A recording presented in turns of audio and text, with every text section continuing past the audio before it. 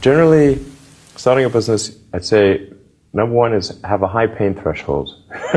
There's a friend of mine who's got a good saying, which is that starting a company is like eating glass and staring into the abyss. Okay, that's generally what happens, because when you first start a company, there's lots of optimism and things are great, and then so happiness at first is high. Then you encounter all sorts of issues, and happiness will steadily decline, and then you'll go through a whole world of hurt. And then eventually, if you succeed, and in most cases you will not succeed, and Tesla almost didn't succeed, came very close to failure.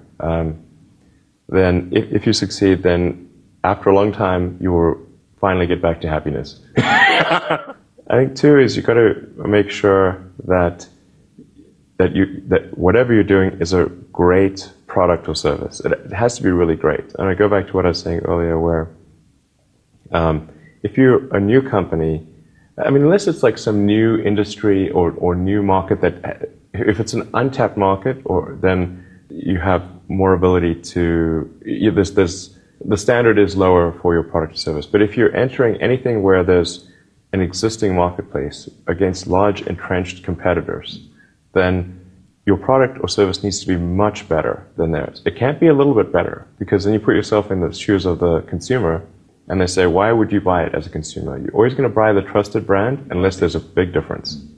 So a lot of times, entrepreneur will come up with something which is only slightly better.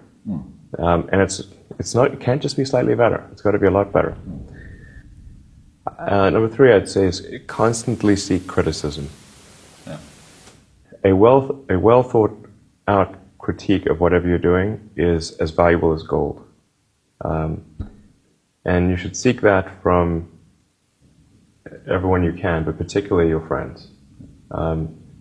Usually your friends know what's wrong, but they don't want to tell you because they don't want to hurt you. So lift you up, sort of your. Yeah. So they'll say, "Oh, I wouldn't encourage my friend, so I'm not going to tell him what I think is wrong with his product." Yeah. It doesn't mean your friends are right, but very often they are right, and you at least want to listen very carefully to what they say, and to everyone. If you're looking for, basically,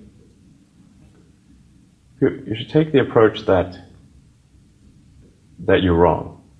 That you, the entrepreneur, are wrong.